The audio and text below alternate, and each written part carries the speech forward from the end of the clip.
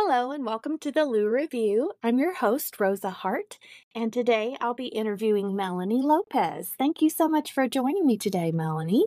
Thank you, Rosa, for having me today. I appreciate it. Well, it's my pleasure. We met through the Jeffersontown Chamber, I think it was. Yes, And so I'm really curious to get to know you and more about the Bluegrass Bourbon Tours. That's your business, right? that is correct. All right. So, first of all, tell us what makes the Bluegrass Bourbon Tours unique in Louisville, where we have several different options for bourbon tours. Okay. Well, one of the first things is the fact that Bluegrass Bourbon Tours is the only female veteran owned bourbon tour company in Louisville, Kentucky, or really Kentucky. Okay.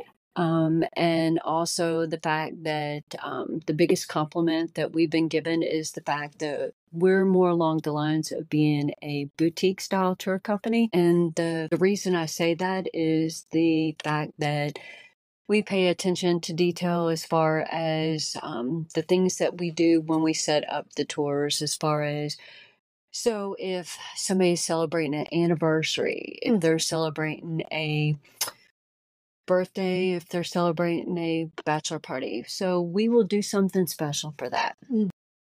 It's not just a bourbon tour that they're taking. Just a lot more customized experience. Okay. Yes. So, but it's not that per se. It's the fact that I will give them, if it's a birthday, they'll get a cookie cake for that. Aw.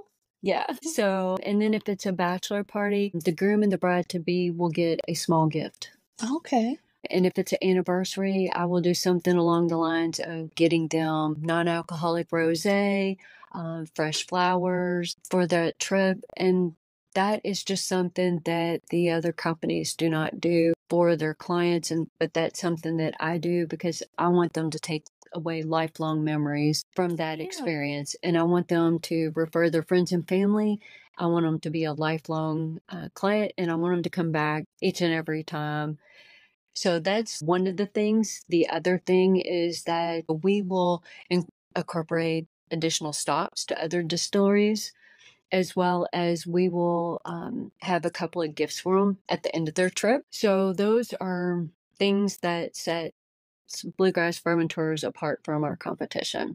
Yeah, it sounds very hospitable. Yes, it is. So definitely has a woman's touch in there. I have to ask, so non-alcoholic rosé, is that so that they can save all their alcohol consumption for the bourbon? No, it's because we don't have a liquor license, so we Oh, that makes cannot. sense. Okay. Right. So Gotcha. we can't serve them alcohol. So that's why the That non-alcoholic rosé. Yeah. Gotcha. Yeah. All right. Well, Yeah. it's still very thematic. I love it. Yeah. So, you said additional stops. So, do you have like a standard bourbon tour that you take people on to certain distilleries frequently, or is it always like whatever people list that they want to go to, or how do you decide where to take people? So with usually they will have in mind which distilleries that they want to go to.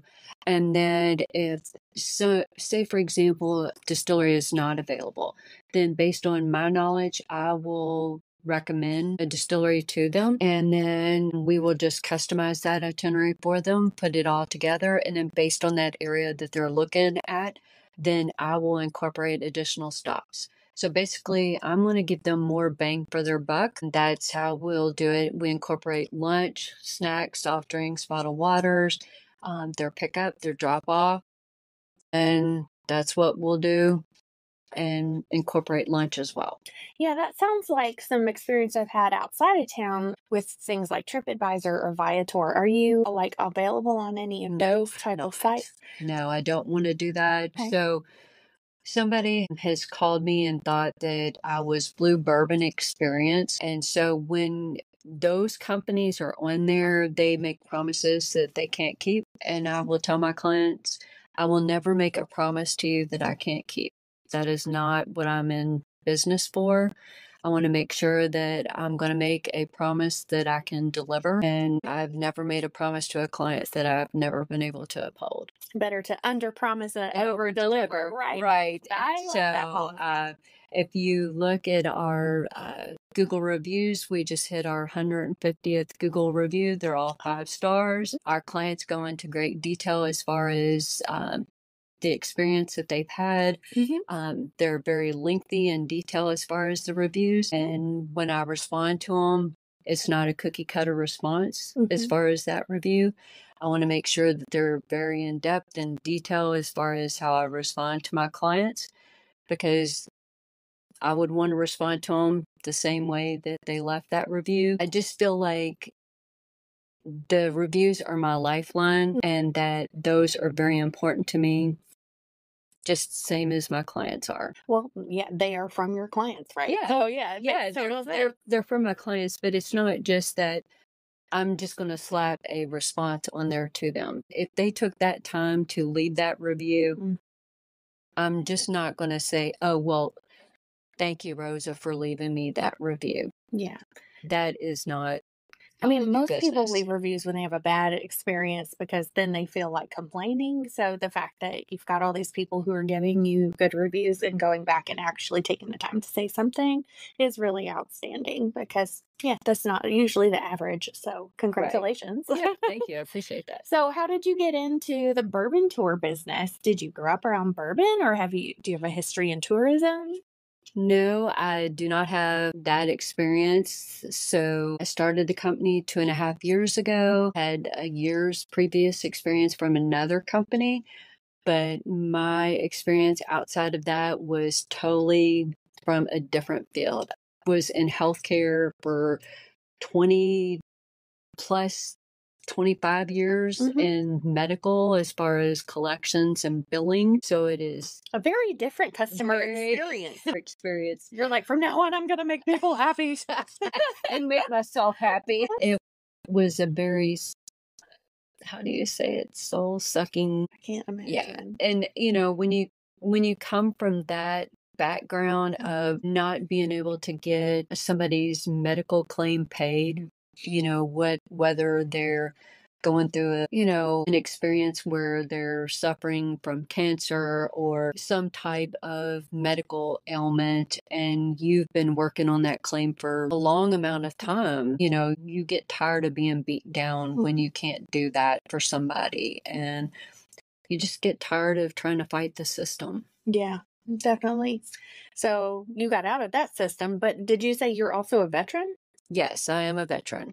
I served in the Army for a couple of years, and I'm very proud of that.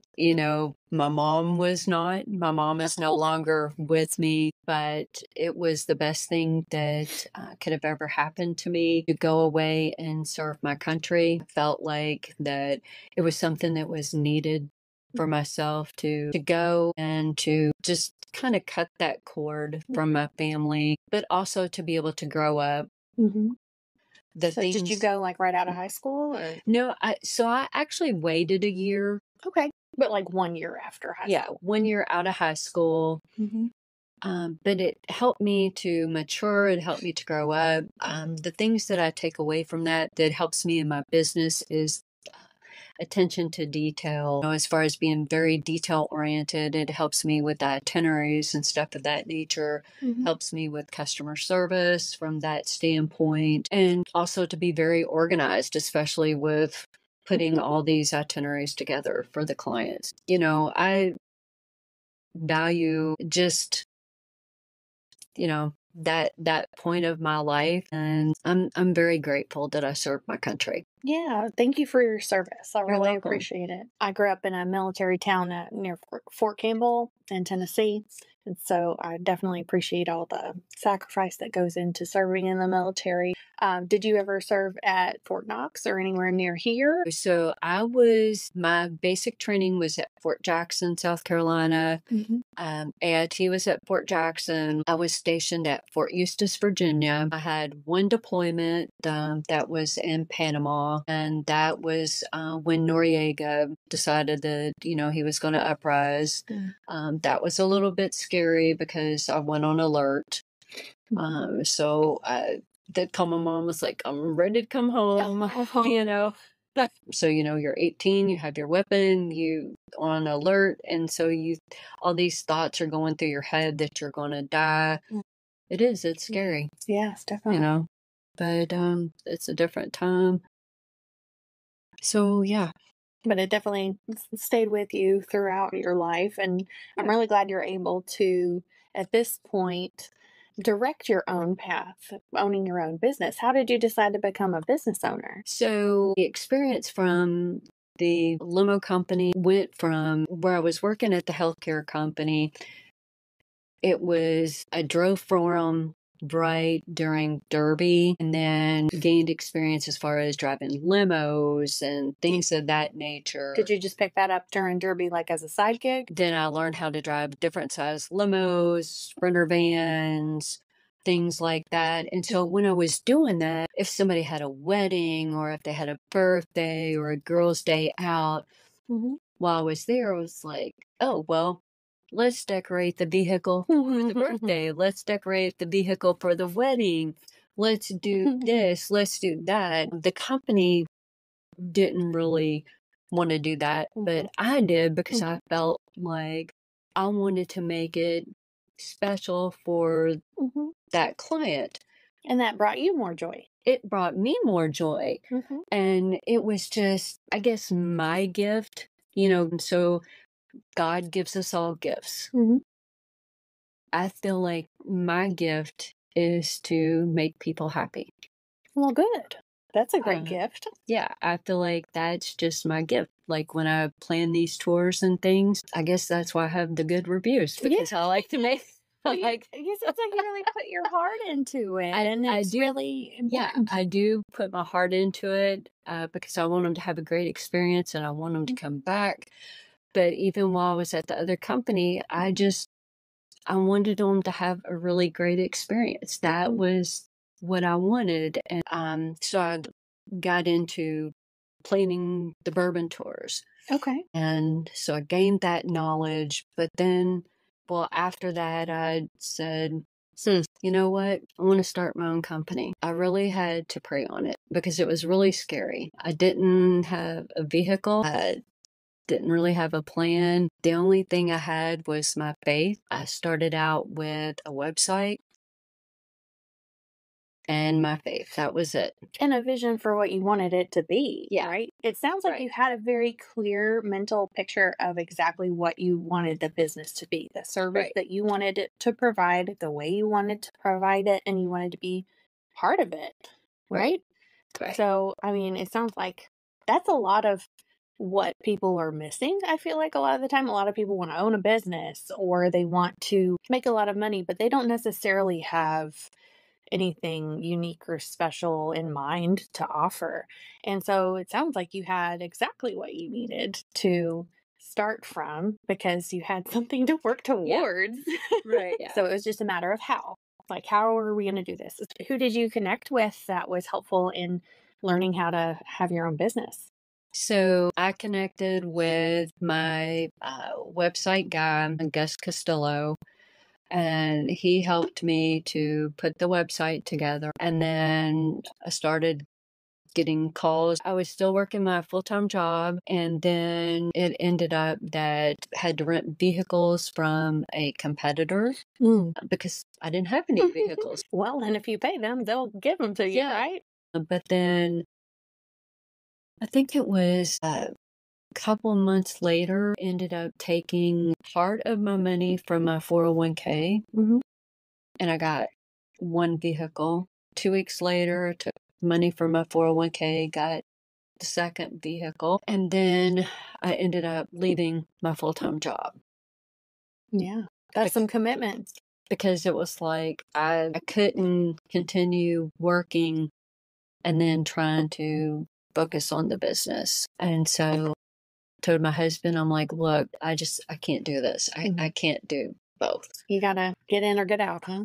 Yeah. And so, but then, I've had moments where it took off really fast that month of May, and then it would slow down because with Mm. the bourbon tour industry, you will have really good months, then you'll have slow months. That August, one of the vehicles broke down. I went through struggles with my mental health. I needed to take time off. Luckily for me, I was going to church and seeing somebody, talking to a therapist and stuff. But then I stopped going for a bit. Okay.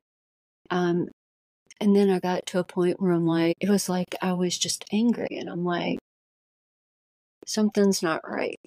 Something's missing. Well, the thing that was missing was the fact that I wasn't putting God first. God wasn't first in my life. I wasn't putting Him above everything else. I wasn't putting Him above my business. And so I was like, we have to go back to church again. And so once I did that, we've been going back now. And I'm like, I just feel more at peace. I'm reading my devotionals again and I'm good. And that's what brings you a sense of peace and Peace. meaning and keeps you feeling balanced. That's what keeps me in balance. That's what keeps me stable and just keeps my mental state just where it needs to be. It's all because of Him that I'm still here today. My story is probably a little different than your typical business owner. Well, and definitely than my typical bourbon business owner. Most of them have not shared with me if they spend a lot of time praying about getting that off the ground. And so specifically you got into the bourbon touring. Are there any distilleries in Kentucky you haven't been to? There's 42 on the Bourbon Trail in the Passport, right? Yes. Aren't there more that are not on the Passport? Well, there's quite a few that I've been to, but I've not actually done the tour. So I've been to Maker's Mark numerous times, but I've never done the tour. Oh, really? Okay, so you haven't gotten to walk on their roads of glass and everything. Yeah. So I've not done their tour. You haven't got to dip your own bottle? No, I have actually dipped my own bottle. Oh, Yes, okay, I okay. have actually dipped my own bottle. Because that's fun. Yes, that is fun. And so I actually got, was it 7 drips? And they say that that is considered to be an expert if you get 7 drips. Well, my goodness, they didn't tell me nothing like that. I got to go upstairs and count mine. I haven't opened mine because I was like, well, why do you dip your own bottle if you're just going to open it? I don't know. So I'm going to have to go up and look at that. Well, I don't plan on opening mine. Ended up getting the Margie Samuels bottles. So see, and that's why I was so sad when you said you hadn't been on the tour. Because I mean, Margie Samuels and her design and everything, and her leadership in that company is so legendary. Speaking of women in bourbon, as the only female bourbon tour business, do you partner up with any other women in bourbon type businesses or experiences for excursions? So I don't know if it's really female partnerships, but we have partnerships with hotels, and we have partnerships with the Brown Hotel, as well as the Galt House, Embassy Suites, and Crown Plaza. Yeah, I saw the Crown Plaza had a lot of renovations, right? Yes. Yeah, I've heard they have a really great place to hold events now. Yes. Do you have any restaurants that you frequently include as stops on your tours? So we include Stack's Barbecue, which is in Frankfurt, as well as Mamie's Kitchen, which is in Bardstown. Yep. And I will tell people that her Southern cooking is so good that you'll want to slap your mama. Yeah. I got to eat there when we went to Bardstown. I think, was that for Maker's Mark? Have you done anything out by Green River Distillery? No, I have not. We went out there with the women's group that I'm part of, the Louisville Women Connect Facebook group. We've gone on like a series of tours. I've been to like 12 now, I think. We did the Green River Distillery and we ate at Sassafras, which is an independently owned restaurant in Owensboro, and it was so lovely. And the owner will tell you all about how haunted it is upstairs if you want to hear about it. That's not so much my jam, but the food was really good. Right. Yeah. So that's definitely worth an excursion, though, and worth, having somebody to drive you back after. Yeah. Because the Green River was. Yeah. I guess because it's such a drive to go to Green River, that's why we have it. That would be your one thing. All day, for sure. That's probably why we haven't been there. Yeah, it's quite a drive for us. Maker's Mark is usually about the extent as far as driving that far. But you did go to Frankfurt as Yes. well, and so we've got Castle and Key out there, and let's see, what other ones are in Frankfurt? I'm drawing a blank. There's Buffalo Trace. Thank you. Woodford Reserve. And so one of the other hidden gems that is there is Whiskey Thief, Yes. where you're actually able to bottle your own bourbon if you decide that you want to purchase it. And they're situated on a 127-acre working farm. You know, they'll have live music on the weekends. They have cornhole. And, if you're not into the sampling the bourbon straight from the barrel, you've got cocktails and Nice. bourbon slushies if you want to purchase a beer. Yeah, they're one of the more popular stops if you have a bachelor party. Yeah. And do you do like a downtown tour of downtown A Louisville lot of times people will do the downtown area on their own. and just kind of walk it? Yes. Yeah, which totally makes sense. Yeah, they'll walk Yeah. Whiskey Road just because it's, they're staying in the downtown area, so they'll want to do that on their own. It's all close together. Yeah. It totally makes sense. Yeah. Yeah. So, is there one tour that you've done recently that really stands out and you're like, that was an incredible experience and I want to do that again? I have done a tour that stands out, and that would probably be Neely Family Distillery. They're located in Sparta, Kentucky. So Neely Family Distillery, they come from a long line of bootleggers, and so they have everything from a flavored moonshine. They have bourbon, whiskey, absinthe flavored. Oh, they have absinthe, huh? Yes, They make it? yes, they do. Okay. Yeah, double gold. Well, my goodness. Yeah, yeah. Look at there. They are a craft distillery, and they are. Are they on the craft distillery trail in the passport? Yes. Yeah, because there's like 2 sections of the Kentucky Bourbon Trail passport. If you don't know what we're talking about, by the way, you're supposed to start at the Fraser History Museum and get the passport there. And when you do, well, last time I went there, they were giving out tasting glasses to go with it. And they have a whole lot about the history of the bourbon families and stuff in the Fraser History Museum. So you can start there on your journey and make sure you get your passport stamped at all the different ones. There's the Kentucky Bourbon Trail and then the craft distillery. And can you tell us what the difference is between those? So the difference as far as the regular bourbon trail versus the craft distillery is that the regular bourbon trail is more or less like the larger distilleries, and then the craft distilleries are like the smaller distilleries. So when you think of like the larger distilleries, you're looking at Maker's Mark, you're looking at Jim Beam, Woodford, and Heaven Hill. The smaller craft distilleries, you're looking at like Whiskey Thief, Neely. Is Peerless on there? Yes, Yeah. and then Peerless. Yeah. And then Old Forester's on the regular bourbon That trail, is right? correct. And Mhm. Michter's. And Yes. yeah, they're so good. There's so many great Yeah. options. It's incredible. So thank you, Melanie, for coming on here to tell us about you and your journey to becoming the Bluegrass Bourbon Tours. And where can people find you if they want to reserve their own tour? So you can find us on Facebook at Bluegrass Bourbon Tours, also Instagram at Bluegrass Bourbon Tours, as well as www.bbt tours.com. You can also call us at 502-509-1095. Well, Yeah. thank you so much, Melanie. Yeah, thank you, Rosa, for having me. Yeah, it's been a pleasure. So if you've enjoyed this episode of the Lou Review podcast, then subscribe and make sure you're alerted the next time we drop an episode. And I will see you then.